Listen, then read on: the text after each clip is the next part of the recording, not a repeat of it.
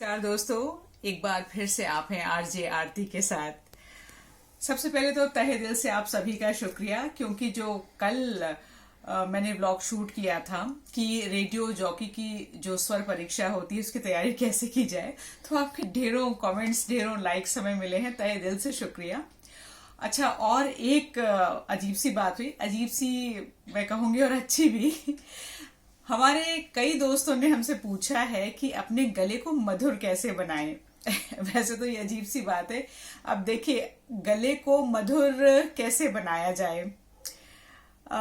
मैं यही कहूंगी कि देखिए, जो आवाज होती है, हर व्यक्ति की आवाज जो होती है वो ईश्वर की देन है, ये प्रकृति प्रदत्त है। सबकी आवाज एक जैसी नहीं होती। कोई अच्छा गाना गा सकता है, कोई अच्छा बोल सकता है, किसी की आवाज तीखी होती है, किसी की धीमी होती है, किसी की थोड़ी पिछाई होती है। तो आवाजें तो ईश्वर की देन है, प्रकृति की देन है। हाँ, हम ये कर सकते हैं कि अपने जो बोलने का जो हमारा ढंग है, जो हमारी क्षमता है बोलने की, जो बोलने का तरीका है, जो लहजा है, उसको हम निखार सकते हैं, पॉलिश कर सकते हैं। अब है तो ये अजीब सी बात कि गले को मधुर कैसे बनाएं। अब मैं क्या आपको इसके लिए टिप्स दूं। खैर, जो मेरा अनुभव रहा है आकाशवाणी के साथ एज अ रेडियो जॉकी, तो उसमें तीन चीजें मैंने नोट की हैं, मतलब तीन चीजों पर काम किया है मैंने। और ज्यादातर जो आरजेज होते हैं यानी कि रेडियो जॉकी, वो उस पर काम करते हैं। देखिए, सबसे पहले जो जो तीन टिप्स है उसमें जो सबसे पहला टिप है वो ये है कि कभी भी ऊंची आवाज में बात नहीं करनी चाहिए। मतलब हर संभव आप कोशिश करें कि सुर ऊंचा ना करें, गुस्सा कम करें, क्योंकि जब इंसान गुस्से में होता है तभी वो कुछ ज्यादा चिल्लाकर बोलता है या ऊंची आवाज में बात करता है, इससे आवाज फटती है।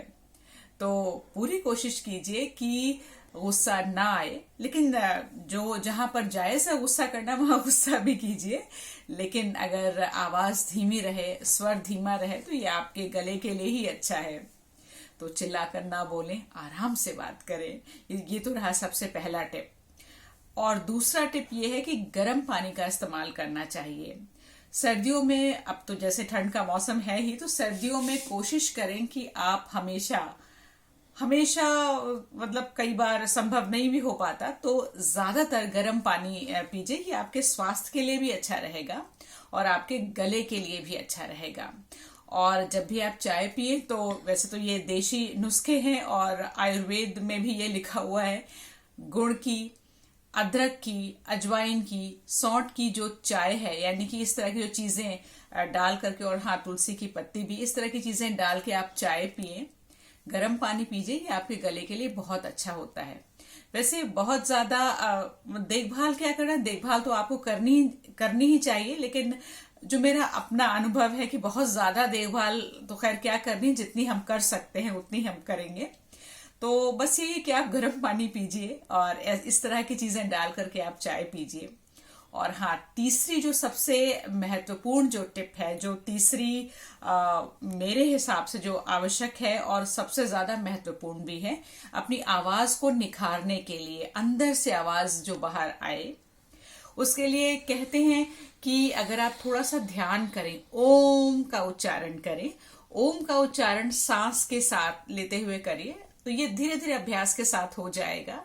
शुरू में 15 सेकेंड, फिर 30 सेकेंड, 40 सेकेंड, फिर आपकी अपनी क्षमता है कि आप एक सांस के साथ ओम शब्द को कितना खींच सकते हैं। करने वाले जो अभ्यास करते हो 1 मिनट, 1.5 मिनट और 2 मिनट, 2.5 मिनट भी अपनी सांस को खींच सकते हैं ओम के साथ।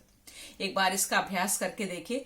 कहते हैं ओम जो है वो अपने आप में संपूर्ण शब्द है, और इससे जो ध्वनि तरंगे निकलती हैं उससे आपका मन, मस्तिष्क, कान, सब कुछ बहुत पॉजिटिव जो तरंगे हैं, यानी कि सकारात्मक ध्वनि तरंगे आपके आसपास चारों तरफ आपके ऑरा पर भी आएंगी और ये गूंजेंगी भी, और इससे आपके स्वर जो निकलेंगे आपके गले से, उसमें आपको खुद ही इसका फर्क समझ में आएगा।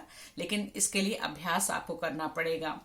शुरू में आपको समझ नहीं आएगा, 1 महीने, 2 महीने, 3 महीने, उसके बाद फिर आप इस अंतर को देखेंगे। अगर आप इन 3 चीजों पर काम करेंगे तो एक तो हमेशा कोशिश करें चिल्लाकर बात ना करें, आराम से बात करें, गर्म पानी का इस्तेमाल करें और गुड़, सौंठ और तुलसी की पत्ती, अदरक वगैरह डाल करके आप चाय पिए, जिससे कि गले में गर्माहट रहे। और तीसरा, ये जो ओम का अभ्यास मैंने बताया आपको, इसको एक बार करके देखिए। ये 3 तो सबसे इम्पोर्टेंट, सबसे आवश्यक, सबसे महत्वपूर्ण टिप्स हुए कि अपने गले को मधुर कैसे बनाएं। और बाकी तो सारी चीजें अभ्यास से आती हैं। बोलने का ढंग और आप जैसे शब्द आप कहते हैं और आपका जो व्यक्तित्व है, ये सारी चीजें जो हैं, ये सब मिल करके आपकी जो भाषा है, जो आपकी वाणी है, उसको ये बनाते हैं, इसको प्रभावित करते हैं। और बाकी जो आरजेज होते हैं ज्यादातर तो इन्हीं 3 चीजों पर काम करते हैं। बाकी कुछ ऐसे इंस्टीट्यूट्स भी हैं जो प्रोफेशनल कोर्सेज कराते हैं, उसमें भी ये कई तरीके सिखाए जाते हैं, योगाभ्यास भी कराया जाता है कि गले को मधुर कैसे बनाया जाए। फिर भी मैं यही कहूंगी कि देखिए, गला सभी का मधुर होता है, आवाज सभी की अच्छी होती है। बाकी ये तो ईश्वर की देन है, जिसको जैसा वो देना चाहे। हम अभ्यास से, प्रैक्टिस से इसको निखार सकते हैं। और जो आपने जो पहले हमारे व्लॉग्स देखे हैं, उसमें कई सारे कमेंट्स आए थे, जिसमें ये एक सवाल, ये एक बात मुझे अच्छी लगी, तो इस पर मैंने कहा कि आपको इस व्लॉग में ज्यादा बात मैं इसी पर करती हूँ, आपको बताती हूँ। इसके अलावा मैंने आपको अपने हर व्लॉग में बोला है कि आपको लिखने पढ़ने वाला होना है। और जब आप लिखेंगे, पढ़ेंगे, नए नए शब्द, नई नई चीजें आप सीखेंगे, और फिर जब आप उसे अपनी बोलचाल की भाषा में इस्तेमाल करेंगे, तो आप देखिए आपके व्यक्तित्व से हर कोई प्रभावित होगा। जिसका ज्ञान जितना ज्यादा होगा, जिसके शब्द जितने अच्छे होंगे, वो इंसान जो है वो उतना ही निखर करके सामने आएगा। उसका जो व्यक्तित्व है वो उतना ही निखर करके सामने आएगा। तो गले को मधुर कैसे बनाए, 3 बड़ी बड़ी बातें तो मैंने आपको बता दी। और साथ में फिर मैं कहूंगी, लिखिए, पढ़िए। अब जैसे मैं आपको बताऊं, मैं ये आज पढ़ रही थी व्यंजनों के बारे में कि मशरूम की नई नई रेसिपीज जो है। तो मशरूम तो सभी खाते हैं, लेकिन नई नई जो चीजें हैं ट्राई करना, वो हर कोई जानता नहीं है। तो ये भी एक सीखने की चीज थी। आज मैंने उसको सीखा, पढ़ा, और मैं अपने किचन में उसको जरूर ट्राई करने वाली हूँ, अपने रसोई में। और आप भी कीजिएगा अगर आप उसे पढ़े तो। अच्छा, ये जो चीज थी मैंने कहाँ से उठाई, एक मासिक पत्रिका आती है, उसमें से मैंने ये उठाई। तो अगर आप इस तरह से नई नई चीजें पढ़ते रहेंगे, अपनी भाषा से संबंधित, अपने काम से संबंधित, ज्ञान से संबंधित, तो नए नए शब्द जो है वो आपके जुबान पर चढ़ते जाएंगे। आपका जो शब्दकोश है, जो आपकी वोकैबुलरी है, उसमें ये आते जाएंगे, और आपका जो व्यक्तित्व अपने आप अच्छा होता जाएगा। आपकी भाषा, आपकी वाणी अपने आप सुमधुर बनती जाएगी। शब्दों से भी आपका गला मधुर बनता है। एक बार आप करके देखिए। और आरजेस के लिए बड़ा ये लोगों को रहता है कि उनकी आवाज बहुत अच्छी है। ऐसा देखिए, आवाज सभी की अच्छी होती है, बाकी अभ्यास से सारा निखार आता है। 3 जो बड़ी बड़ी बातें थी वो तो मैंने आपको बताई, उसका अभ्यास कीजिएगा। और अपने कमेंट सेक्शन में हमें लिख करके जरूर बताइएगा कि अगर आप इन 3 चीजों का अभ्यास आप करेंगे तो क्या फर्क पड़ेगा। ईश्वर ने चाहा तो फर्क पड़ेगा ही। तो ये अभ्यास की चीजें हैं। 1 महीने, 2 महीने, 3 महीने आप लगातार करके देखिए, तो फिर हमें कमेंट में लिख करके बताइएगा कि क्या फर्क पड़ा। और फिर जो और आपके सवाल निकल करके सामने आएंगे, मैं उन सबके जवाब दूंगी आपको।